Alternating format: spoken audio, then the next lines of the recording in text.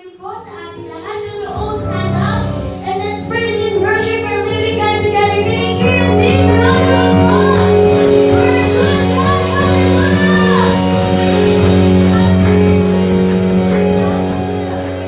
Truly that you've been so good to us, Father. Pagising pa lang namin sa umaga, isa na ang patunay ng kabutihan mo sa buhay ng bawat isang namin ito. And we thank you for your presence this morning, O God. We've come together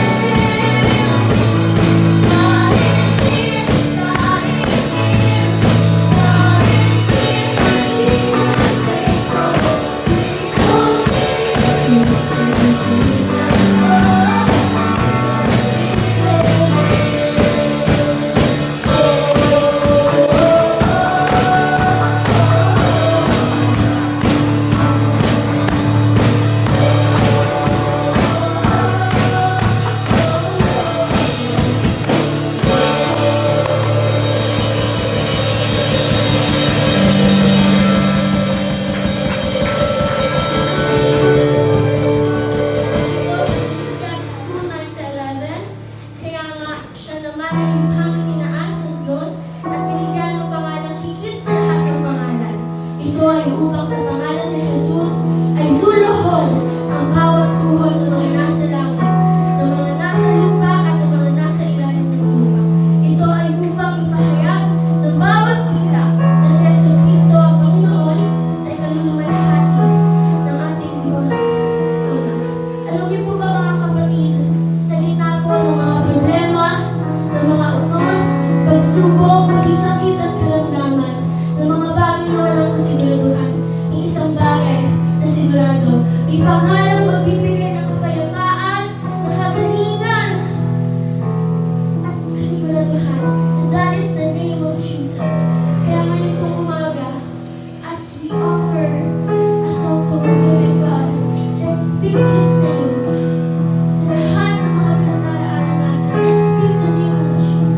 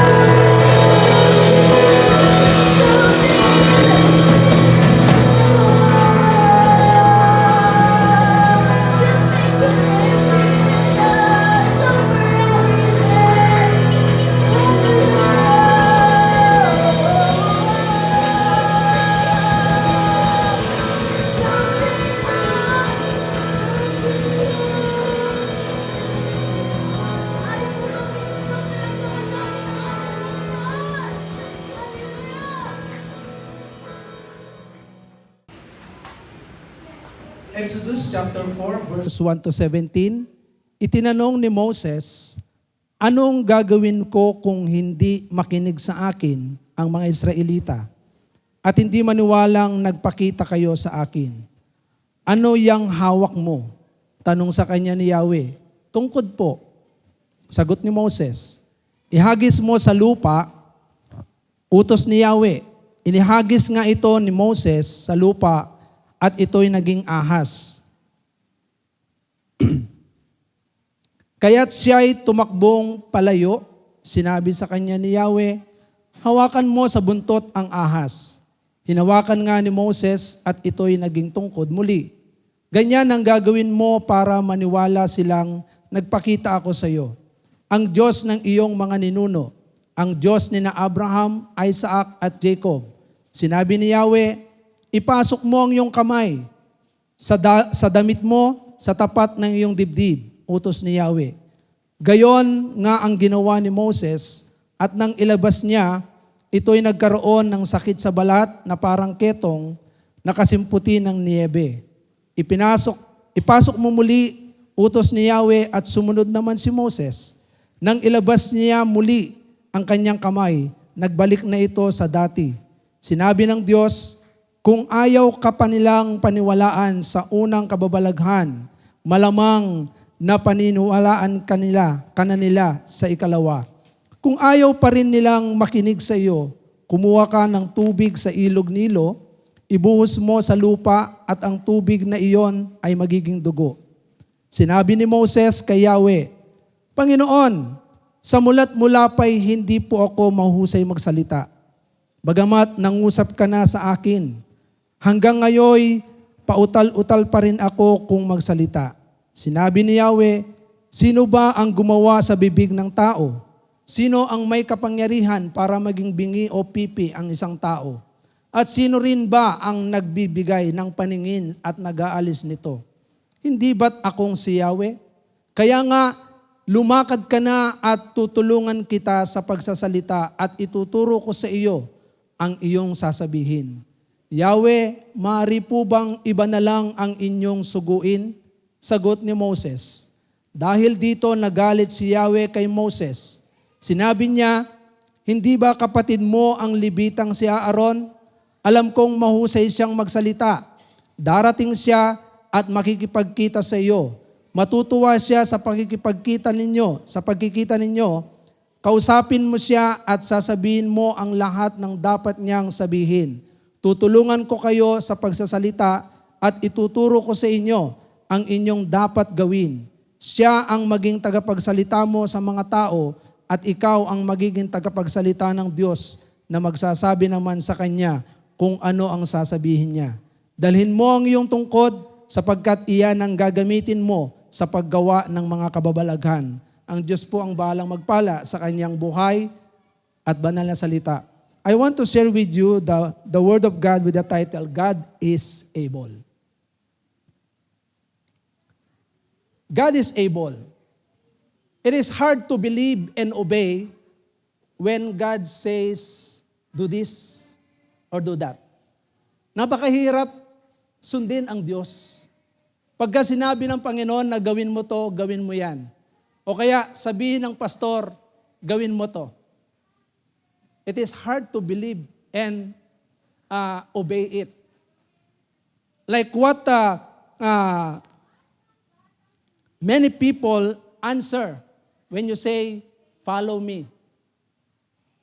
God says, our answer is, I am not able. So I would like to share with you today that the God of Abraham, Isaac, and Jacob is a God who is able to do exceedingly, which we cannot fathom in our own understanding, because He is omnipotent God. He is all-power God, powerful God. He is omniscience God, all-knowing God. Siya po ay nakakaalam ng lahat ng bagay na mas mabuti sa atin. He is omnipresent God. Kahit saan naroroon ng Diyos. God is everywhere. So how come many people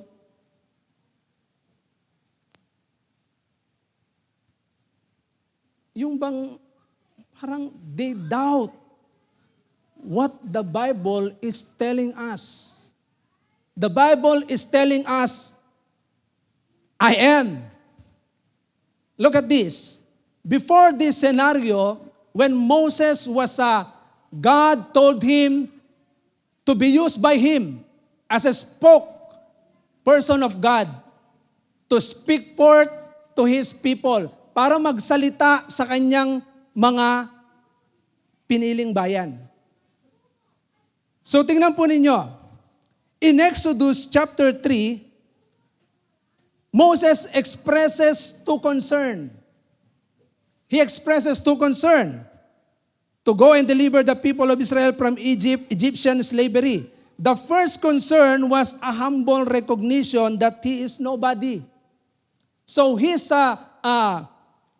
yung kanyang sinasabi, hindi ko kaya, Panginoon. Sino ako? Who am I to speak to this people of yours? And even Pharaoh will not listen to me. Hindi ako pakikinggan. Sino ako? I am nobody. Nobody but you.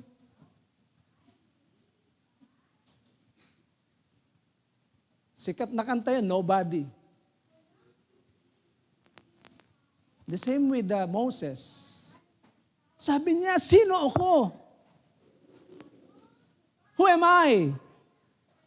That is why the first concern in chapter 3 verse 11, Exodus chapter 3 verse 11, God's response.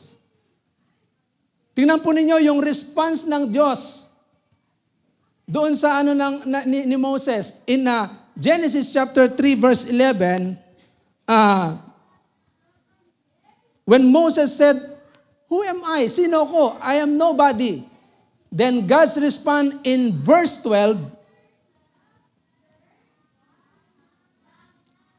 just simple as this. Look at this. In verse 12, sinabi ng ating Panginoon, sabi niya, huwag kang mag-alala, hindi kita pababayaan at ito ang magiging katibayan na ako ang nagsugo sa iyo. Sa bundok ding ito, sasambahin ninyo ako kapag nailabas mo na sa Ehipto ang aking bayan. Sabi ng Diyos. Just simple as this, God says, I will be with you. Sasamahan kita. Huwag kang matakot. Fear not. I will be with you. So this was the first concern was Moses because he feel that he is nobody.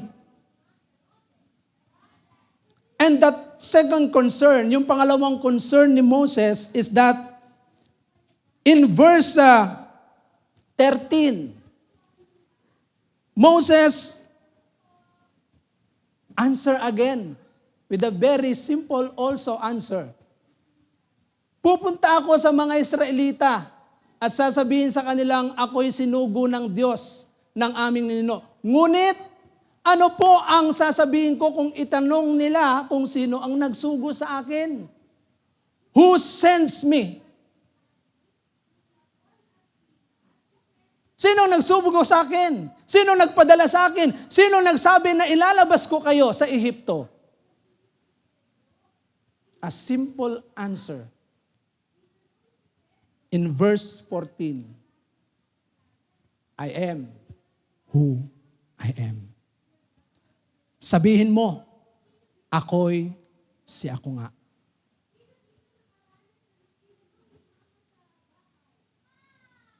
You know what? I am who I am. The eternal nature of God means that He is always with us. Ito yung katotohanan na kung saan ang nature ng Diyos ay nagsasabi na kung saan ang Diyos ay lagi nating kasama. Is that amen? God is with us. Kasama natin ang Diyos. Always sees what is happening to us. Nakikita niya kung ano yung mga nangyayari sa buhay natin. God knows what was happening. Alam ng Diyos kung ano yung nangyayari sa pamilya. Alam ng Diyos kung ano yung nangyayari sa iyo. Alam ng Diyos kung ano yung nararamdaman natin. Yes, God knows everything because He is omnipotent God, omnipresent God, omniscience God.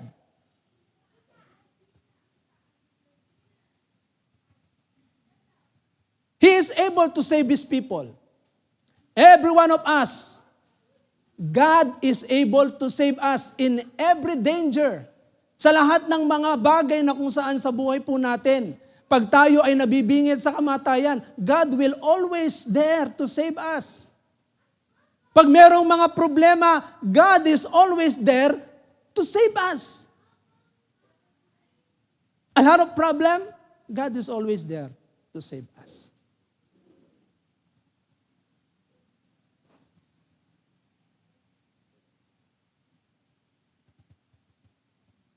God is always with us, and He cannot withdraw His plan over us. Overthrow His plan over us. Hindi pwedeng mawala yung plano niya. Napakaganda ng plano. Jeremiah 29:11 says, "For I know the plans I have for you, a plan to prosper you, not to harm you, but to give you hope and a future." You know this? Napakaganda ng plano ng Diyos. Hindi pangit.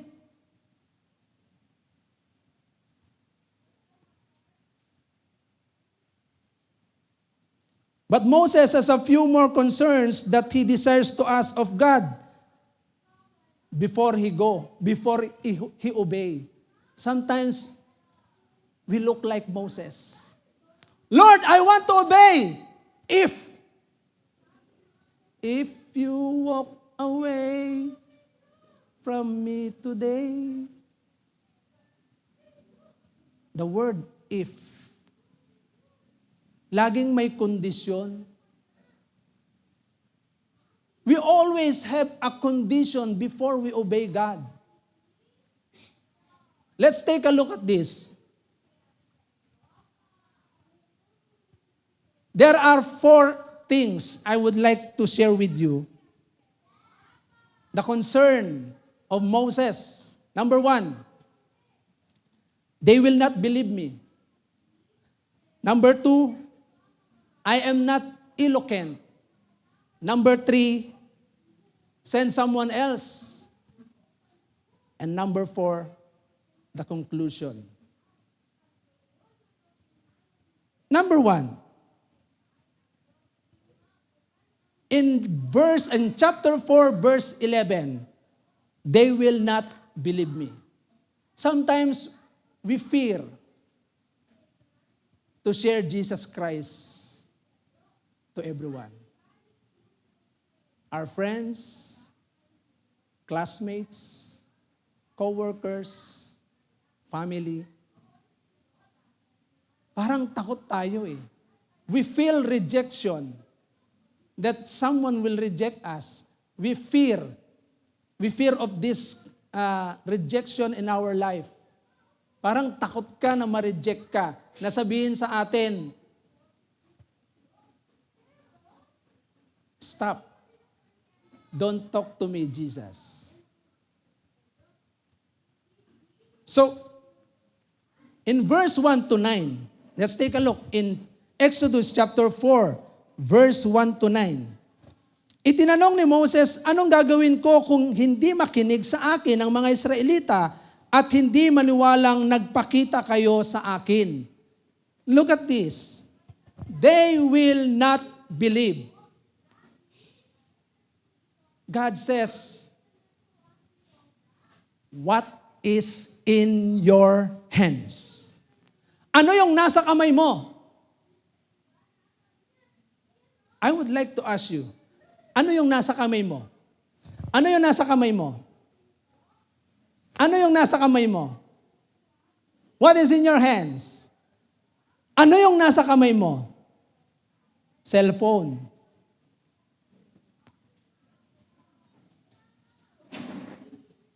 You know what? Why God asked Moses, what is in your hands? Ano yung nasa kamay mo? Sinasabi ng ating Panginoon, God tells us, what is in your hands? God does not talk about what you can do. God talks about what He can do.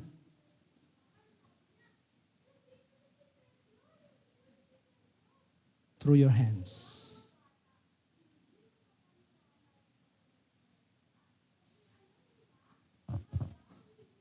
In verse 3, God says, ihagis mo sa lupa, utos ni Yahweh. Inihagis nga nito ni Moses sa lupa at ito'y naging ahas, kaya't siya'y tumakbong palayo. Sinabi sa kanya ni Yahweh, hawakan mo sa buntot ang ahas. Hinawakan nga ni Moses at ito'y naging tungkod muli. Ganyan ang gagawin mo para maniwala silang nagpakita ako sa iyo. Ang Diyos ng iyong mga ninuno, ang Diyos ni na Abraham, Isaac at Jacob, sabi ni Yahweh.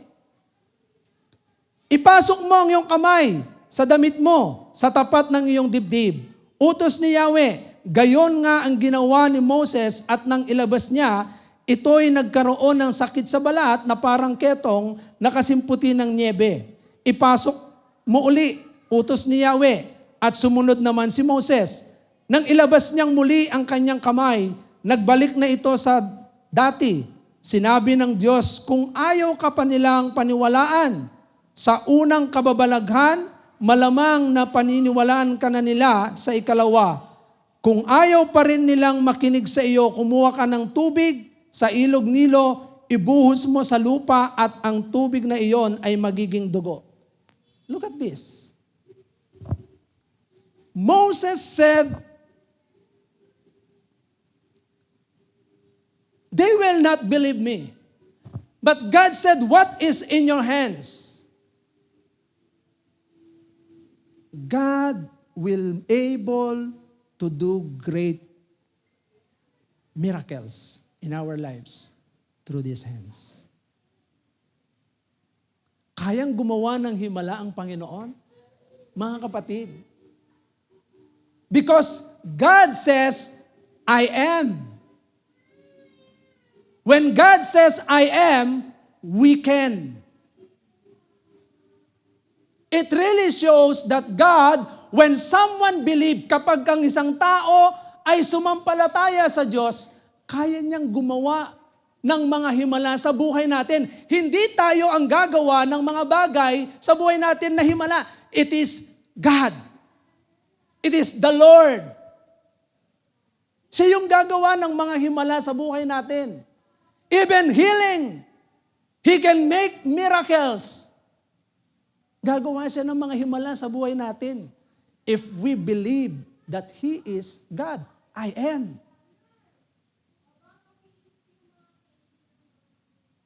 Not our own hands. You know what? When we see with our own hands, we will see that we are not able. Mahina tayo eh. But when we see God in our hands, we believe God, then God will work what is in your hands. Amen? God will continue to move in our life. Gagawa siya sa buhay natin. Hindi tayo ang gagawa sa buhay natin. Kaya nga, tandaan po natin,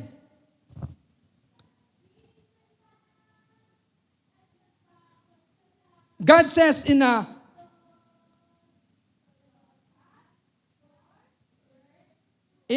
Exodus chapter 3 verse 18, in verse 18, God said to Moses, "Papakinggan ka ng aking bayan pagkatapos isama mo ang mga pinuno ng Israel at pumunta kayo sa Paraon.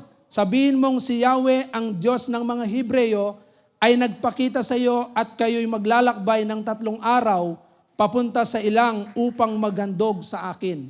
When God said, "Do this," do not disobey. Huwag tayong matakot. Bakit? Sinasabi po rito in verse 18, go. God said to Moses, go to Hebrew people and go to Pharaoh. Tell them that you will go to 3 days journey because God said us that we will go away from you, Pharaoh. Inutusan ng Diyos si Moses. And sometimes sa buhay po natin, pag may sinasabi ang Panginoon sa kanyang salita, huwag po tayong mag-alinlangan. Do not doubt God's word. When God says, believe it, maniwala po tayo. Amen?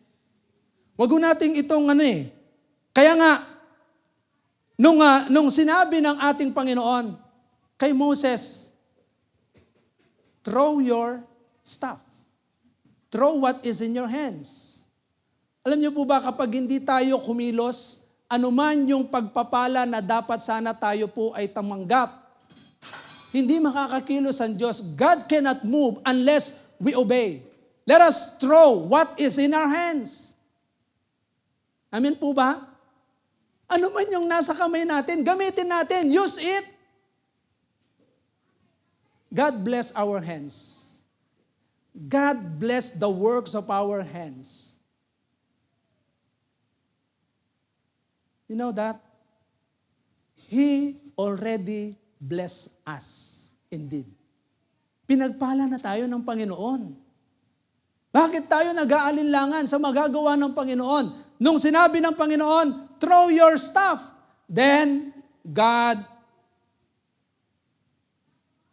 changed that stuff into a snake. Is that a miracle? Is that a power? But when Moses saw that, he was shocked. He was shocked. He feared because what God has done. Do not fear. Believe it.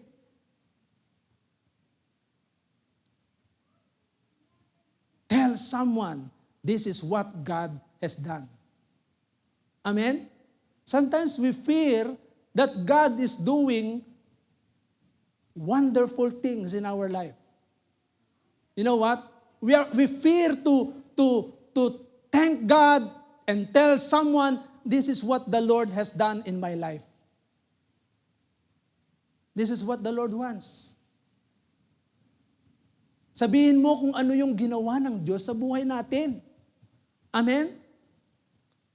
Then, he asked to touch the tail, then the staff, the snake became staff again. Bumalik. God says, I think they will believe you.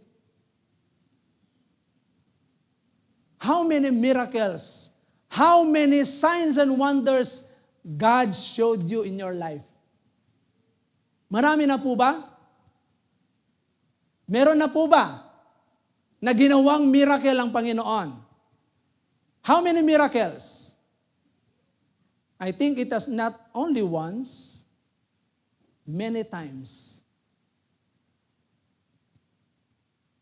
God said to Moses, if they will not believe you, the first miracle,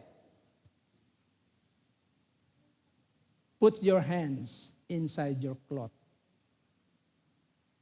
Hands again. Then, what God did. Anong ginawa ng Diyos? Paglabas, what happened to his hands? Nagkaroon ng leprosy. Then, you put it back again. Then, God take away the leprosy. Is that a power? God can heal any sickness and diseases because He is all-powerful God. Siya ay makapangyarihan Diyos. Walang bagay na mahirap. Nothing is impossible with God because He is God.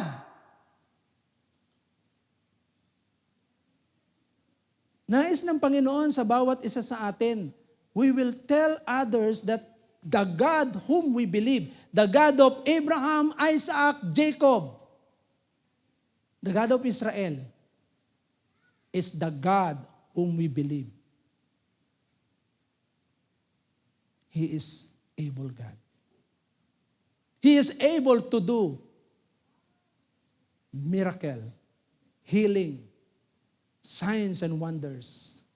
Kaya niyang gumawa ng mga himala. Kaya nga sa bawat isa sa atin, do you believe in God? Naniniwala po ba kayo sa Diyos? In Hebrew chapter 11 verse 6, it is impossible to please God without faith that He exists. There is God. God is with you and with me. God is with us. So believe, maniwala po tayo sa Diyos. Nothing is impossible. Amen? Sumunod lang po tayo. Obey. Just obey God. Huwag kang mag-alinlangan. And number 2, I am not eloquent.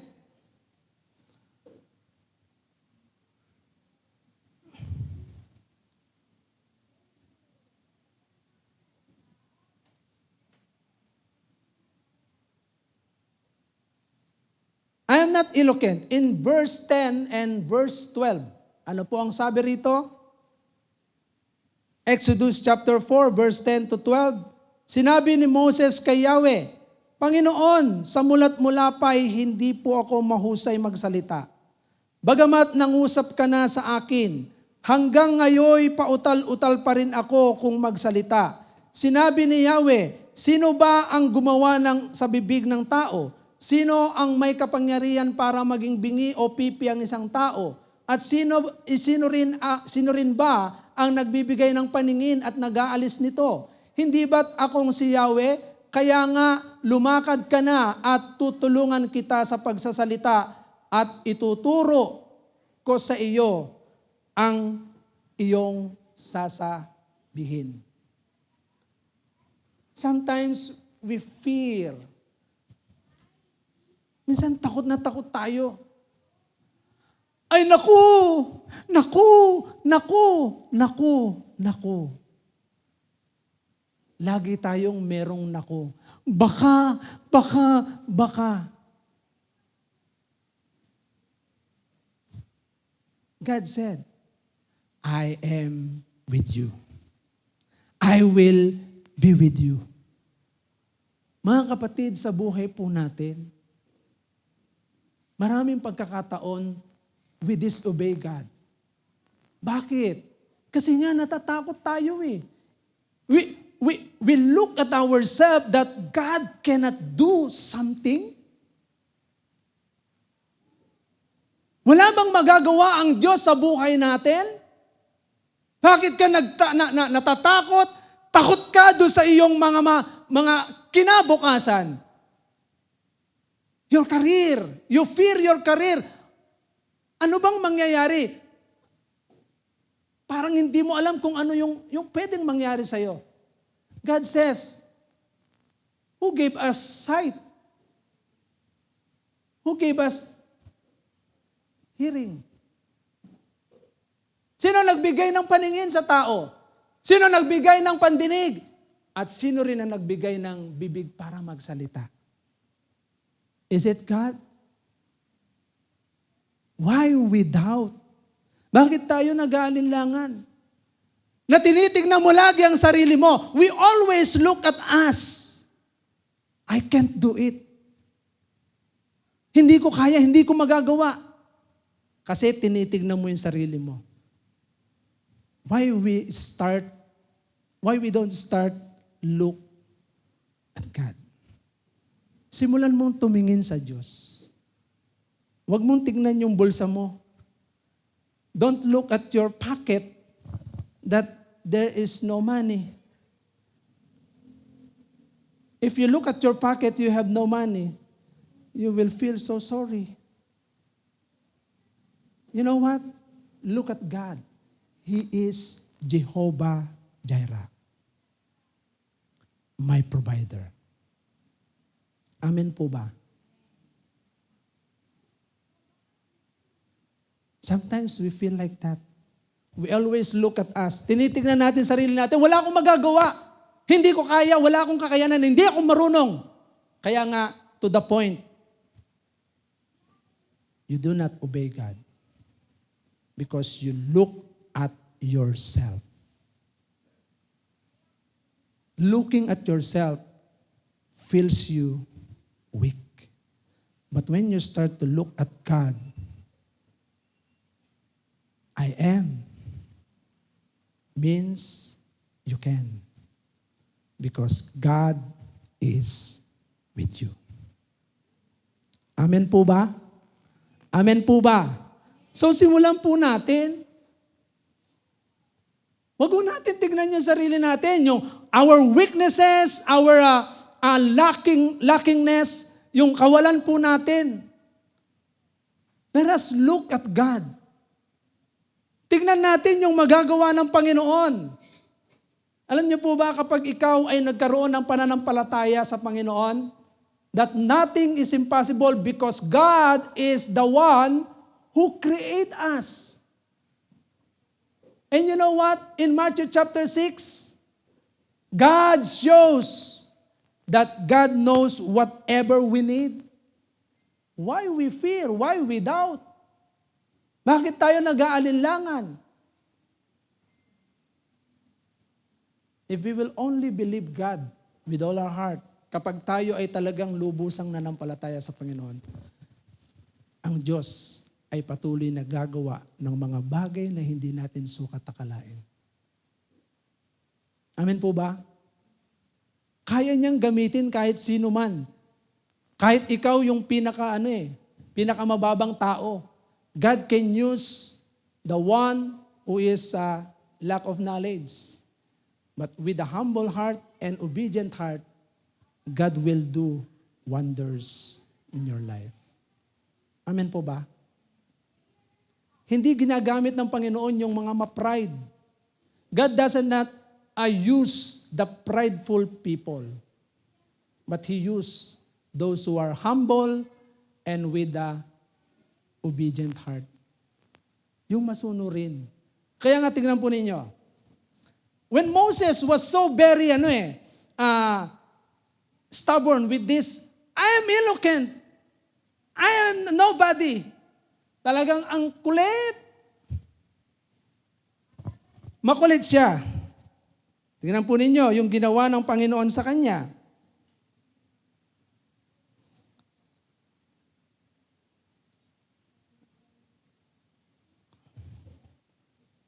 Tingnan po niyo, dahil sa kakulitan niya. Number 3, concern of Moses. Send someone else. Magpadala na lang po kayo ng iba, wag na po ako.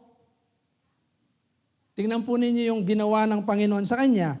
In verse 13, Exodus chapter 13, verse 13 to 17. Yahweh, maaari po bang iba na lang ang inyong suguin? Sagot ni Moses. Dahil dito, nagalit si Yahweh kay Moses. Sinabi niya, hindi ba kapatid mo ang libitang si Aaron? Alam kong mahusay siyang magsalita. Darating siya at makikipagkita sa iyo. Matutuwa siya sa pagkikita ninyo. Kausapin mo siya at sabihin mo ang lahat ng dapat niyang sabihin. Tutulungan ko kayo sa magsasalita at ituturo ko sa inyo ang inyong dapat gawin. Siya ang magiging tagapagsalita mo sa mga tao at ikaw ang magiging tagapagsalita ng Diyos na magsasabi naman sa Kanya kung ano ang sasabihin niya. In verse 17, dalhin mo ang iyong tungkod sapagkat iyan ang gagamitin mo sa paggawa ng mga kababalaghan. Tingnan ninyo, when we say God send someone else, if we reject that God asks you to do this, then you reject it and you ask God, Lord, iba na lang. Wag na ako. You know what? God get angry to Moses because of that kind of statement. Lord, send someone else. Magpadala ka na lang ng iba. God looks at you. He wants to use your life. Gustong sabihin ng Panginoon na gamitin ka niya. Kahit iniisip mo na ikaw ay walang kakayanan, hindi ka marunong, hindi ka mahusay. Pero makulit si Moses. Send someone else. God get angry to him. Wag nating hayaan na magalit ang Diyos sa atin.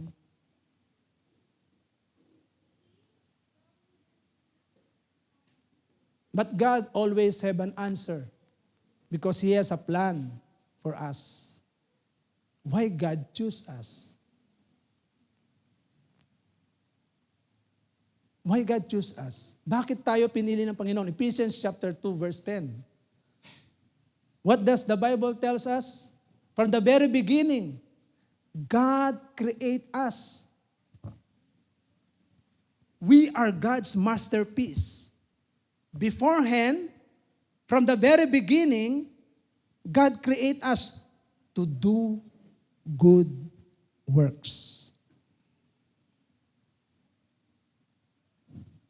Mahirap po bang gumawa ng mabuti? Hello? It is hard to do good works? Is it hard? Mahirap po ba? I know and I believe sa mga taong hindi naniniwala sa Panginoon, mahirap gumawa ng mabuti. Pero sa mga taong naniniwala sa Panginoon, it is not hard. It is very easy to do good. Because this is the will of God. That is why when God get angry to Moses, so there is your brother. Nandyan yung kapatid mo. Diba? Meron laging ginagawa ang Panginoon na paraan para ikaw ay gamitin ng Panginoon. He always make a way to use us. Do not close the door. Huwag mong saraduhin yung pintuan para ikaw ay gamitin ng Panginoon. Amen po ba? Because when God shut the door, no one can open it.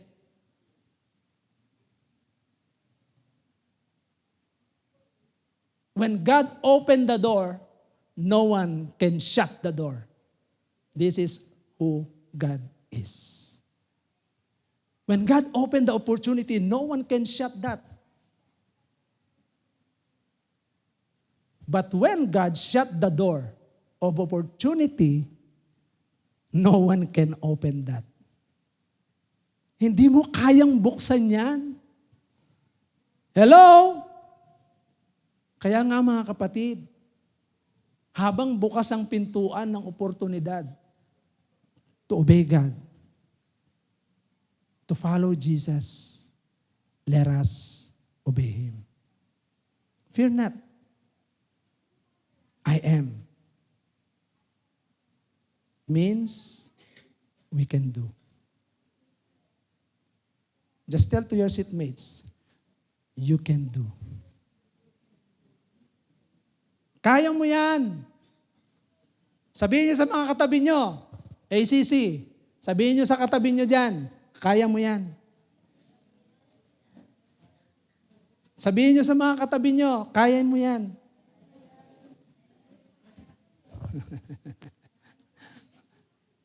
Kaya mo yan. You can do. You can do it. You can. So,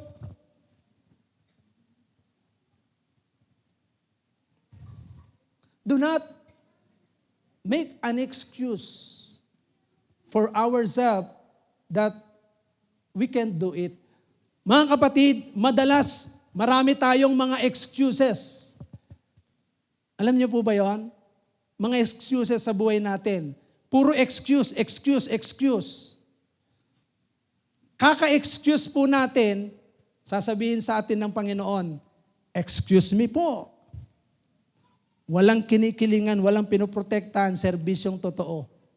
Sabihin, kaka-excuse mo, excuse, wala kang pagpapala. Excuse ka ng excuse eh. Di ba? Dami mong dahilan, puro ka dahilan. Pinapa-attend ka sa church. Pastor eh, ganyan pastor eh.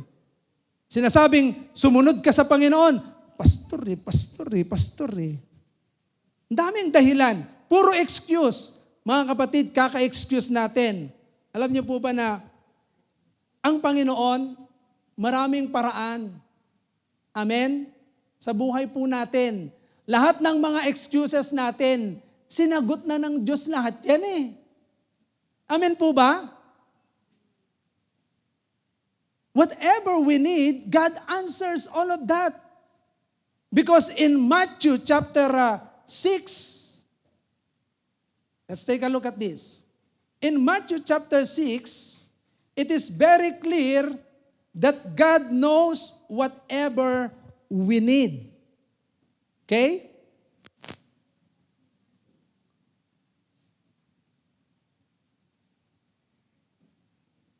In verse 25, Matthew chapter 6, verse 25, kaya't sinasabi ko sa inyo, huwag kayong mabalisa tungkol sa inyong kakainin at inyong iinumin upang kayo'y mabuhay o kaya'y tungkol sa susuotin ng inyong katawan. Hindi ba't ang buhay ay higit na mahalaga kaysa pagkain at ang katawan ay kaysa damit? Masdan mo ang mga ibon, hindi sila nagtatanim ni umaani man o kaya'y nagtitipon ng kamalig. Ngunit pinapakain sila ng inyong Ama na nasa langit.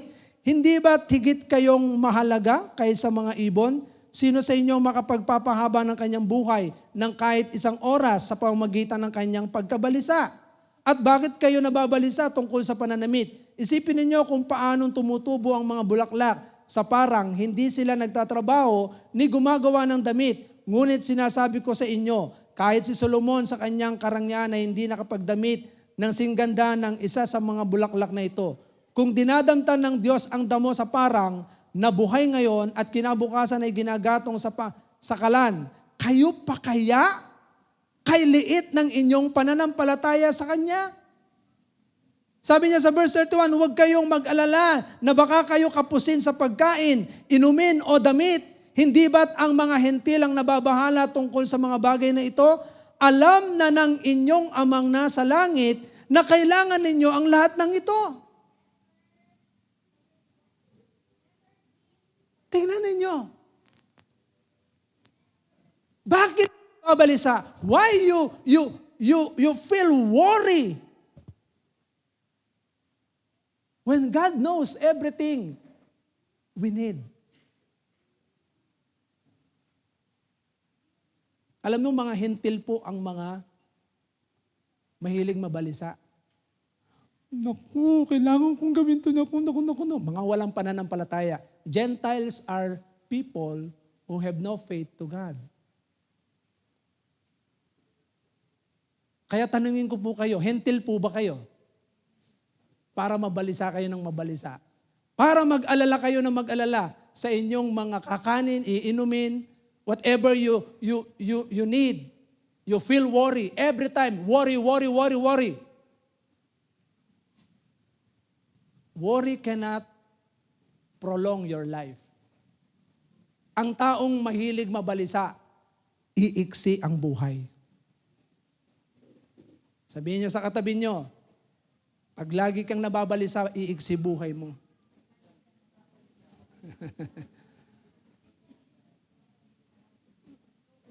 Oh, maiksi ang buhay mo. Kasi puro ka balisa eh. Hindi mo iniisip na merong magagawa ang Diyos. God said, I am. It means you can. Amen? Amen! Palakpakan natin ang ating Panginoon.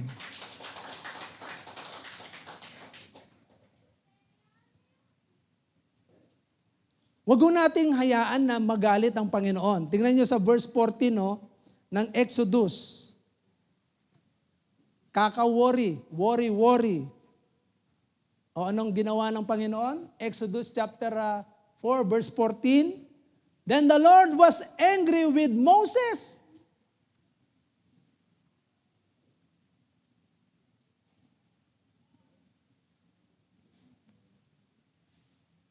There's your brother Aaron. The descendant of Levi isn't there. I know that he certainly is eloquent. Right now, he's coming to meet you and he will be pleased to see you. Is there an answer? May sagot lagi ang Diyos. Kasi alam niya kung ano ang ating mga kahinaan. God knows everything. He is omniscience God. He is also omnipotent God. He can do yung mga bagay na imposible sa atin. Because He is powerful God, nothing is impossible with God. You are not eloquent? Send someone? No. When we are weak, then I am strong. Just believe God. Manampalataya po tayo sa Diyos. Tandaan niyo kung malakas na kayo. If we are already strong enough, if we are already plenty enough, then you will not ask God for help. That is why God looks in our inadequacy. Because when we are already enough, we will not ask God for help. Amen? Hindi tayo hihingi ng tulong sa Diyos kapag enough ka na eh. Malakas ka na eh. Kaya nga si Moses ang pinili niya, utal-utal. Hindi marunong magsalita. Kaya nga sa atin, bakit ka pinili ng Panginoon na gamitin niya sa gawain ng Panginoon? God choose those who are none. Those who are weak. Para ipahiya ang mga marurunong. Amen? Kaya nga dito, wag natin sasabihin sa Panginoon, Lord, magpadala ka na lang ng iba. Gusto niyo po bang magalit sa inyo ang Lord? Ha? Do you want God get angry with us? Send someone else. When God is asking you, obey me, son, obey me, daughter, sundin niyo ako. Sumunod kayo sa akin. Follow me. Oh, mahirap, Panginoon eh. Ang hirap eh. It is hard. I can do it. God said, shut up. I am. Katulad nito, nagalit ang Diyos eh. Hindi ko alam kung paano pinagalitan ng Panginoon si Moses eh. Pero siguro sabi niya, tumigil ka Moses, ang kulit mo. Sinabi ko nang, ako nga ito eh. Minsan ganun tayo eh. Gusto pa natin magalit ang Diyos sa atin para, ay oo nga po Panginoon, ikaw nga po pala yan.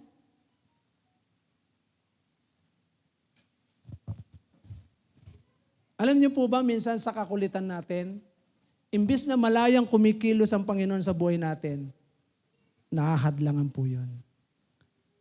Because of our stubbornness of the heart, God's blessing are hindered. Nahahadlangan. Kaya mga kapatid, do not let our heart become stubborn. Matigas yung puso.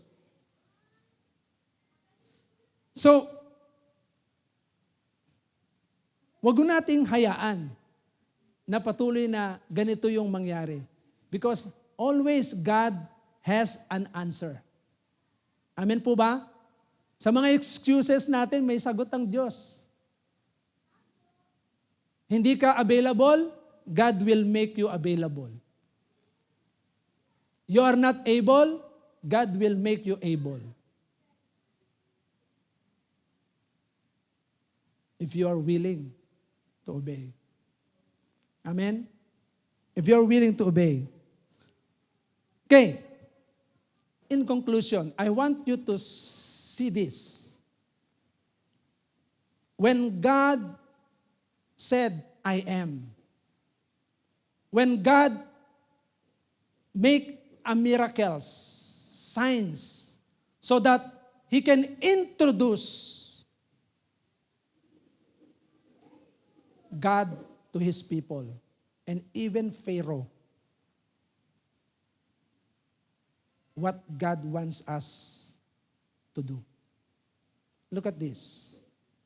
God is able because He is omnipotent God.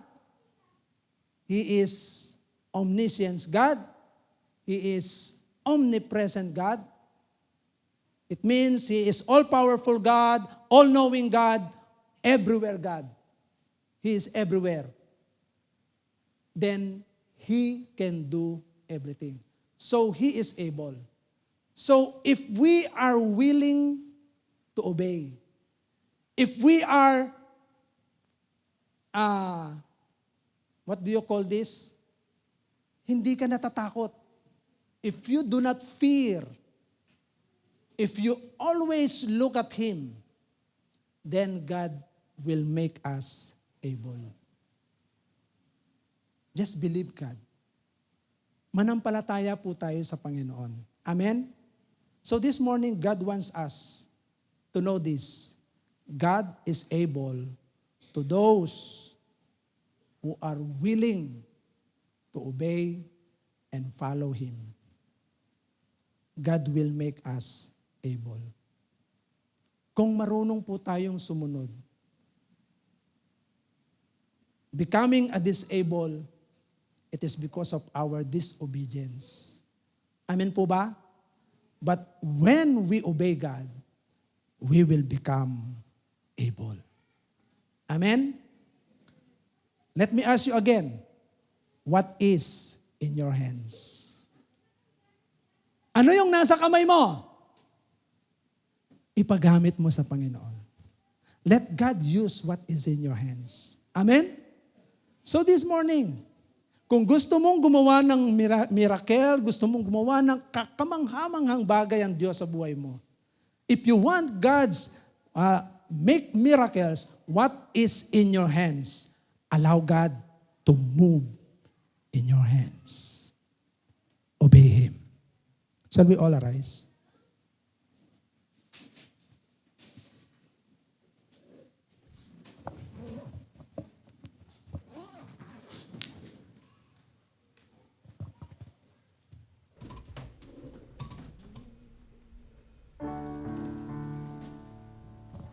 You know what? God is so great.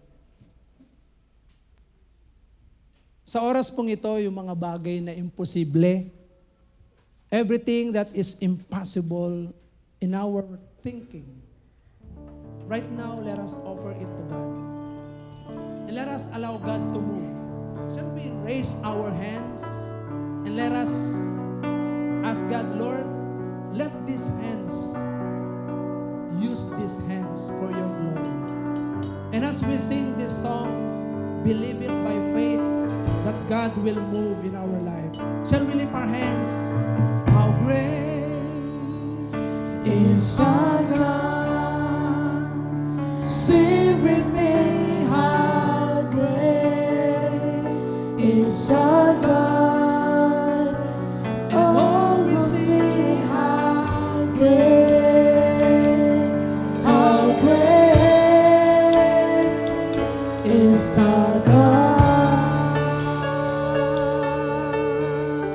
Yes, believe it by faith. How great, How great is our God? Sing with me. How great is our God? And all will sing. How great is our God? Jesus, name above all name. Jesus name above all names.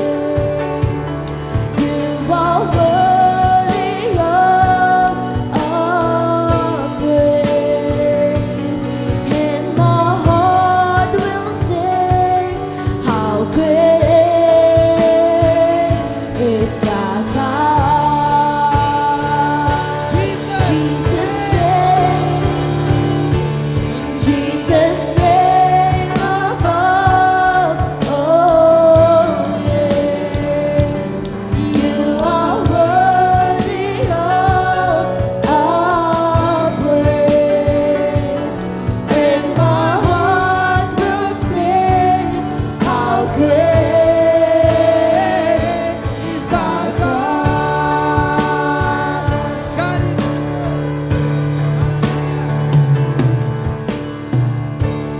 Brothers and sisters, right now, do not look at your own self.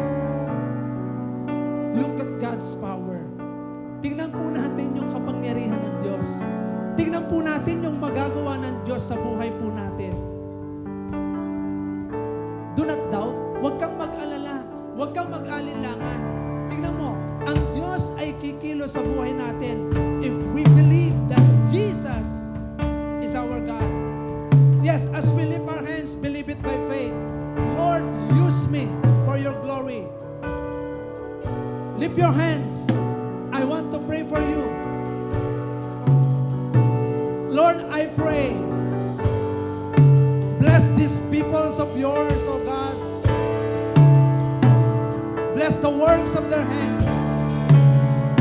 As you have said, O God, I am means we can do it, O God. Right now, take away all fears. Take away all doubts in their heart.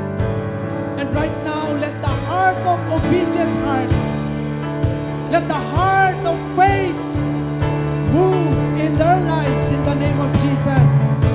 Yes. Yes, Lord. Hallelujah.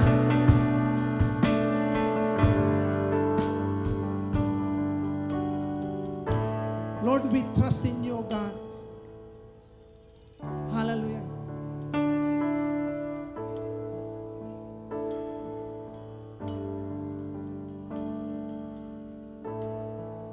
I trust in God, my Savior, the one who will never fail. He will never fail. I trust in God, trust in God, my Savior, the one who will never fail. He will never fail. He will never fail. I trust in God. I trust in God, my Savior. Believe it by faith right now. Mga kapatid, habang ikaw ay sumasampalataya pa Panginoon, yes, lift up your hands. And God is working in your hands. Gagawa ng mga Panginoon. Yes, hallelujah. My Savior, The one, those who believe in Him, nothing is impossible with God. He will never fail. He will never fail. Let the people sing. I trust in God, my Savior,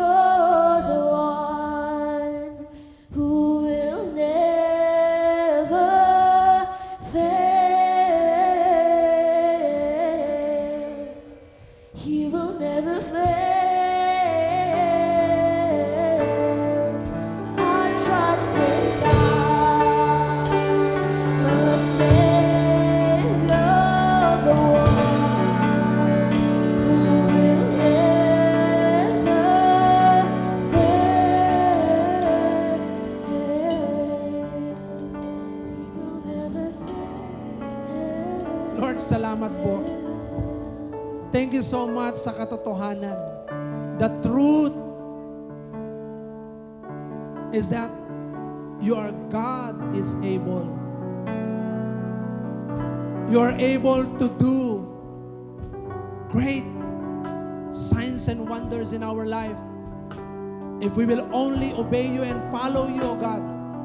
Kung kami ay patuloy na susunod sa iyo, then God, you are able to do great things in our lives.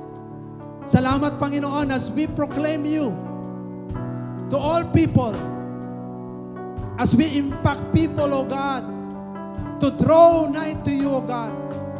Right now, I pray, let the lives of your people, bless them indeed. Bless them indeed, O God. Spiritually, physically, emotionally, mentally, and even materially, O God, I pray. Bless them, Lord. Yes, receive it by faith. Tanggapin ninyo ang pagpapala. As you believe it right now, in your heart, meron nang ginawa ang Panginoon. God made a miracle. Yes. Thank you so much, oh God. Even healing. Right now, you've shown us, oh God, like what you did at Moses. Through the works of your hands, oh God, you can heal any sickness and diseases. So right now, I pray, let the healing anointing flow in their minds, in their hearts, all stresses, oh God, that make them sick, in the name of Jesus. Heal them, oh God, in Jesus' name, in Jesus' name. So Lord, thank you so much for the freedom na pinalaya mo na, Panginoon, ng iyong mga anak sa lahat ng mga pagkalipin sa kaisipan. Yes, you freed them indeed, oh God, in the name of Jesus. So thank you so much. We give you all the glory, all the honor, the highest adoration. In Jesus' mighty name, this we pray. Everybody say, Amen. Hallelujah! Salyahan po natin ang katagumpayan ng katuroan maging ang gawain ng ating Panginoon. Truly that God is here, He is able, and He is faithful. Hallelujah!